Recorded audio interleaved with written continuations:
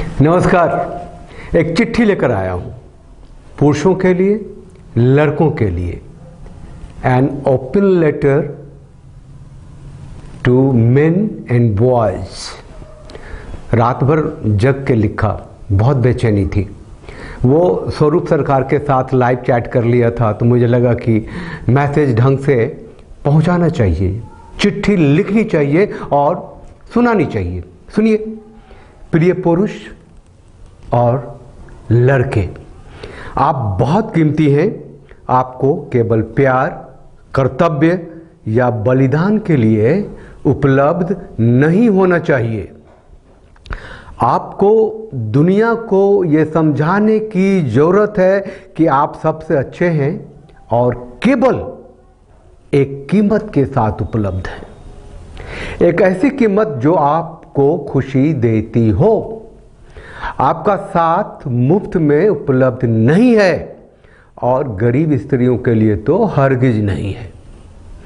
आप पुरुष हैं, आप वाई क्रोमोसोम हैं और आप अपने जैसे मनुष्यों को पैदा करने के एकमात्र सोर्स हैं, एकमात्र स्रोत हैं। You are the only source for producing next generation. आप उन्हें खिलाने और पोषण करने का सबसे अच्छा तरीका जानते हैं। आप अंतिम चीज हैं जो हर महिला चाहती है और आपको पाने के लिए किसी भी हद तक जा सकती है। आप अमूल्य हैं, आप अद्भुत हैं, आप निर्माण करने वाले हैं, आप रक्षा करने वाले हैं और आपको कई महिलाओं में से एक महिला को चुनने का अधिकार दिया है जो आपकी संगति के लिए कीमत चुकाने में समर्थ होगी।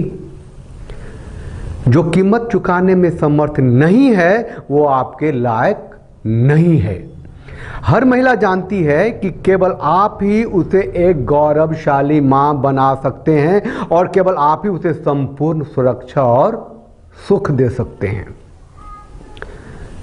प्रिय पुरुष, लड़कों, आज तक आपको गलत धारणा के साथ धोखा दिया गया है कि आपके लिए एक महिला है, आपको उसे हासिल करना है, आपको उसकी कीमत अदा करनी है, आपको उसे खुश करने के लिए कड़ी मेहनत करनी होगी और आपको वो पिता बनाएगी, एक पारिवारिक व्यक्ति बनाएगी और समाज में प्रतिष्ठित करेगी। पीढ़ियों से आप उस स्त्री के लिए कठिन और खतरनाक काम करते आए हैं क्योंकि आप उसे प्यार करते हैं और उसे अपना कर्तव्य मानते हैं। आप उसके सुख और आनंद के लिए बिना शर्त अपना जीवन न्यौछावर करते आए हैं। नारीवादी पीढ़ी दर पीढ़ी आपके साथ गुलामों जैसा व्यवहार करती आ रही हैं। उन्होंने आपको गुलामों की तरह रखने के लिए कानून बनाए हैं, आपको ऐसी स्थिति में डाल दिया है जहां आपके पास केवल कर्तव्य और दंड हैं। तो इन झंझटों से बाहर निकलिए। अपनी स्वामी स्त्री की सेवा करने और आत्महत्या करने के लिए आप पैदा नहीं हुए हैं। मेरा विश्वास कीजिए, आप ईश्वर की सबसे बेहतरीन रचना है और एक स्त्री आपको पाकर धन्य हो सकती है।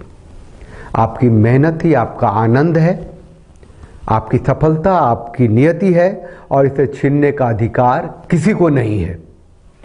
जय हो। कोई भी महिला आपके लिए विकल्प नहीं हो सकती। महिलाओं को आपके लिए प्रतिस्पर्धा करने दें, उन्हें आपके लिए कड़ी मेहनत करने दें, उन्हें आपको हासिल करने के लिए पर्याप्त कमाई करने दें। आगे आपका जीवन बहुत अच्छा हो, ऐसी कामना तो है।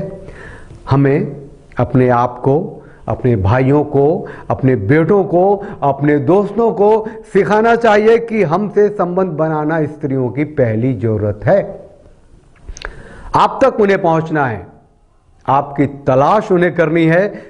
इसका उल्टा होगा तो अनर्थ होगा। स्त्रियों के प्रति आगे बढ़कर आप अपनी आसक्ति दिखाएंगे तो वो आप पे थूक सकती हैं, आप उनके लिए स्वाभाविक अपराधी होंगे, बलात्कारी होंगे। कानून में स्त्रियों का अर्थ मतलब क्या है आपको समझने की जरूरत है। जो महिला आप पर छेड़खानी का आरोप लगा सकती है, आप पर घरेलू हिंसा का आरोप लगा सकती है, आप पर दहेज प्रताड़ना का आरोप लगा सकती है, आप पर बलात्कार का आरोप लगा सकती है, वो कानून की नज़र में स्त्री होती है। बाकी वो महिलाएं जिनसे आपका जन्म का रिश्ता है वो कानून की नज़र में, भारतीय कानून की नज़र में स्त्री नहीं होती। जैसे कि माँ, बहन, चाची, नानी, काकी, दादी, बुआ, फूआ, समझ रहे हैं ना। ये पहली चिट्ठी थी मेरी, ठीक। मोदी जी मन की बात कहने के लिए राष्ट्र हित में आते रहते हैं, मैं पुरुष हित में, और पुरुष हित है तो राष्ट्र हित है, तो मैं राष्ट्र हित और पुरुष हित दोनों हित में आपको चिट्ठी सुनाते आता रहूंगा। आप अपनी बात, अपनी प्रतिक्रिया जरूर लिखिए, हम उसे समेटेंगे भी और उसका जवाब भी देंगे। आज जाते जाते सावधानी के लिए एक छोटी सी घटना का जिक्र कर लेता हूं। वो पटना का जो हाई कोर्ट है ना, उसमें जो सुनवाई होती है उसकी वीडियो रिकॉर्डिंग होने लगी है और वो अब यूट्यूब पर डालने लगे हैं, मैंने भी डाला हुआ है। घटना ये थी कि 23 साल का एक लड़का हाई कोर्ट में अपने वकील को भेजता है एंटीसिपेटरी बेल के लिए। मामला क्या था भाई? मामला ये था कि लड़के की, जिस लड़की से शादी हो रही थी वो नहीं हुई, उसके माँ पिताजी ने नहीं की, तो लड़की वालों ने मुकदमा कर दिया। पहले शिकायत की, एफआईआर लिखवा दिया कि इसने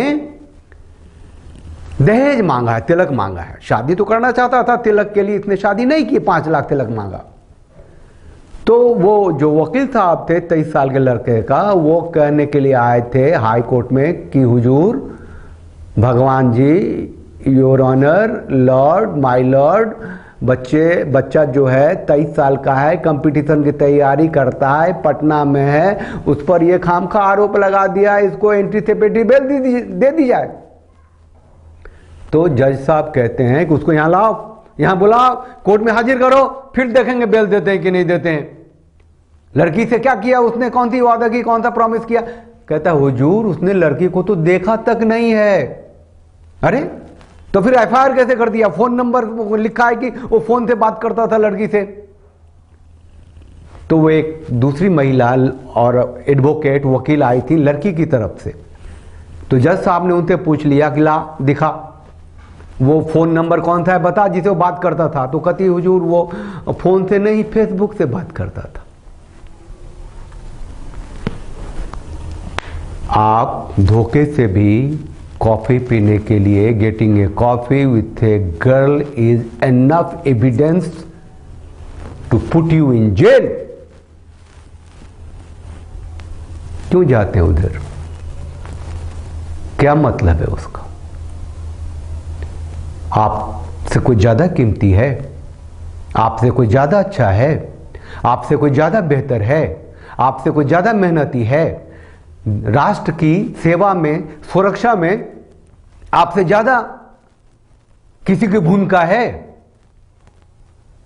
सबसे कठिनतम और खतरनाक काम जो आप करते हैं कोई आपसे और कोई करता है? क्या मतलब है?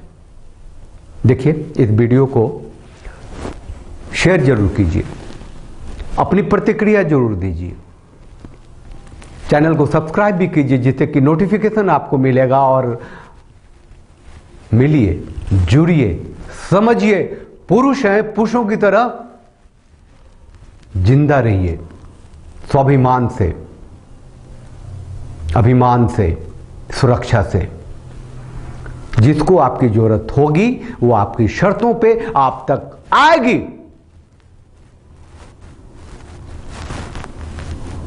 हम तो राष्ट्रवादी हैं, इसलिए पुरुषवादी हैं। भारत माता की जय, वंदे मातरम, जय भारत।